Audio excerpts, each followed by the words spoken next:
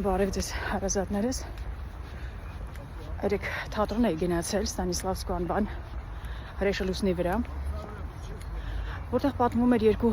որբերի մասին փրկված եղեռնից, որ ամուսնանում են ու հետնել անպտղություն ունեն։ Հիշեցնեմ, որ ես մանկաբարձ գինեկոլոգ եմ, բժշկական գիտությունների թեկնածու, 21 տարի աշխատել եմ Մոսկվայի առաջատար կլինիկաներում, արդեն 1 տարի ինչ աշխատում եմ մեր երկրում։ Անպտղությամբ զույգերին վարելու ժամանակ անպայման խորհուրդներ եմ տալիս, ես անալիզը կանցնեք, ես անալիզը կանցնեք, ես հետազոտությունը, հոգեբանի խորհրդատվություն կանցնեք, բայց հոգեբանի խորհրդատվության պահը մեխանիկորեն եմ ասելուց եղել, չեմ զգացել։ Հիմա այս թատրոնից հետո բայց չեմ թողելու կարծում եմ, սրա կարևորությունը շատ լավ ցուցադրված էր։ Մարդիկ իջի եղեռնից էին փրկվել, հետնել անպտղություն, կարևոր էր ինձ համար լսել դա, տեսնել այդ թատրոնը։ Դահլիճելիքը,